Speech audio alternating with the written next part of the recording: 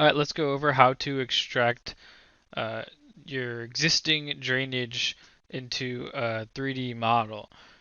So I have a BD file here, my drainage basement file. You want to make sure you do this in your drainage basement file. Do not do this in your fieldbook file. Okay. So in this file, I have referenced in my fieldbook file, so it has my existing survey data.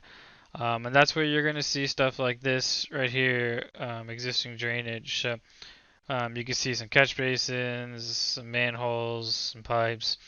All that is just basically migration graphics. They're not, modeled. They don't have the drainage and utility features defined on them. That's typically what you're gonna get, right?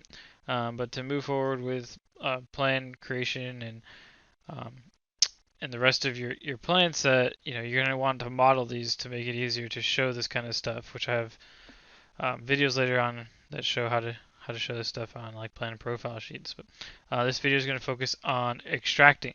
Okay, so it's a multi-step extraction. It's not all at once. What you're going to do first is you're going to extract the nodes. So nodes are like your catch basins, manholes, those things, and then we will place the conduit. All right, so extracting the nodes is pretty simple. We actually have set up a bunch of filters to help that. So if I look at the filter manager, I look at these groups, I have all catch basins. So there's all the different catch basins, all inlets, manholes, and we'll get to the utilities in another video. All right, so we can bulk extract these nodes. So what we do is we want to use this extract from graphic tool. So I'm in the drainage utilities workflow under the layout tab, and I'm going to select that. So now the first time you select it, it's going to say, hey, we're going to create a drainage and utilities project in this design file. Do you want to proceed? Yes. All right. Another reason why you want to make sure you're in a separate file here, like a drainage basement file. Okay, after that is done, you'll notice that it did not, keep you in that tool, so you do have to come up here and select that tool again. Okay, so now, in this extract tool, you have two different methods. You have selection or utility filter. So selection, you could, select this manhole and say I want to extract this manhole, and you come in and you can set the feature definition you want to use for that selection. And you could repeat it for this one. So if you have a lot of different nodes out there, that could take some time, right? This is where the utility filter would come in handy here. So if I switch over to utility filter,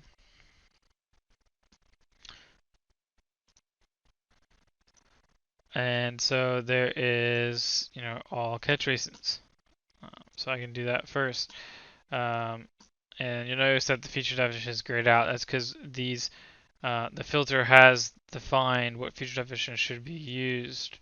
So if we want to take a look at those a little more specifically, let's dive into one here. So if I just click on this, if I look at this, you'll see that I'm saying, okay, I want this feature definition. All right, so how does it know when to use that feature definition? Or it's in the filter criteria. So if I look at the top filter, it's looking for a cell with this name, right? If I look at the bottom filter, it's looking for a cell with the name F-line. So that means that if it finds that cell, that's going to be the invert elevation of that node, catch basin, manhole, whatever feature or filter you're on. So let's run this filter. Alright, so I'm going to come over here, accept that it's a filter, click to accept that filter I want to use, and now it's going through and it's going to extract out all of my catch basins. And so now you can see that I did do some stuff here. I'll do it again for all manholes.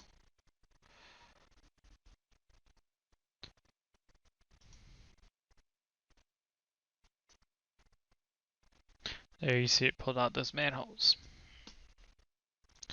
So let's pull up a 3D view of this.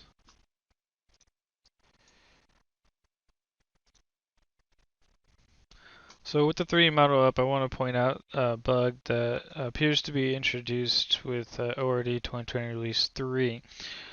So if I select one of these nodes that just got extracted, and I look at the properties, the properties are set correctly. Ground elevation 1005, invert elevation. So again, that's coming from the filter.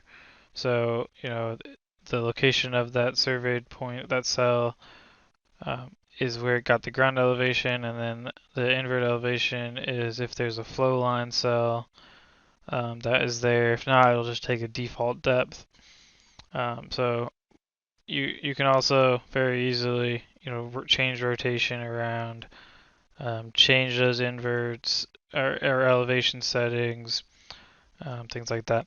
But the bug is in the 3D model here. If I zoom around or rotate around, what I wanted to show is that it actually placed all of the 3D cells way down at elevation 0 rather than where they should be in the model, right? So again, that's 2020 release 3. If you're in release 2, it does extract it to the right elevation. I did put a service request in for that bug. So the way to fix that is to just refresh the properties somehow. So if I come over to select my node, and if I just change this elevation maybe to 106, watch in the top of the 3D model that node will pop into place, and there it is, right? And so then I can come back and put it to the value that's supposed to be at. So not ideal. Hopefully that bug gets fixed, but that's what we're working with. If you update to 2020 release 3, if you're in 2020 release 2, then this is not a problem. So I'll pause the video and update the rest to save some time. So I guess I should mention it might be easier to get that refresh to get all your nodes to come in the right elevation by using a flex table. So you can open up your flex tables and you come in here and you can change the values here and then change them back or something to trigger that update in 3D model. That might be a little faster than trying to select each one. Okay, so one thing to mention here is what we have. We have this 3D cell, and since that 3D model is referenced to our 2D model, we're seeing that 3D cell in our 2D model. So you might want to turn that off just to kind of see it better, as well as we have that surveyed cell in here that you might also want to turn off. That way you just have the extracted cell there. Okay. All right. So that is nodes. A couple more things about nodes, I guess, is all of them have a prototype defined on the feature definition. So if you look at the hydraulic properties, you should be a pretty good starting spot with those settings in there already.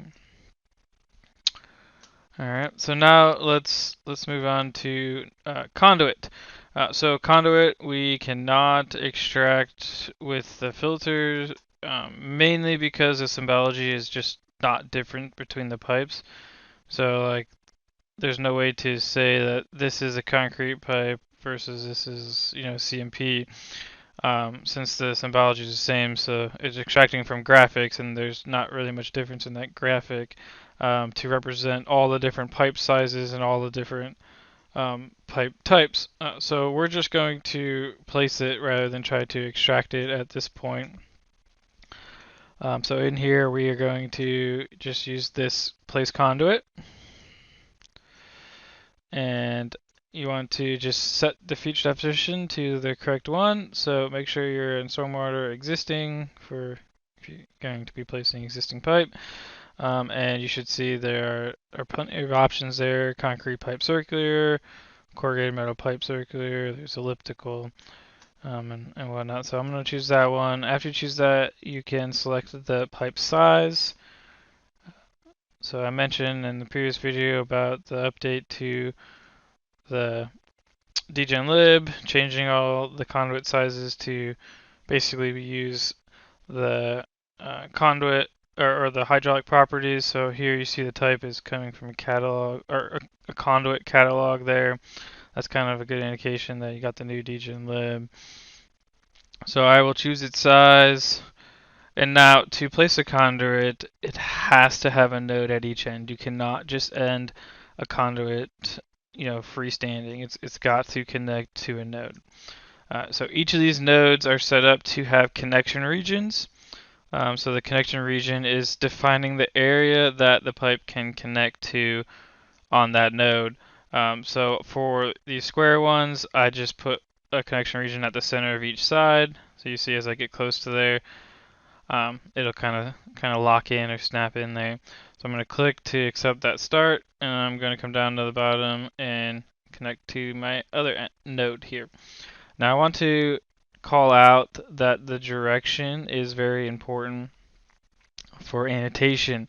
So this is my start node, this is my end node, because that's the way I drew it.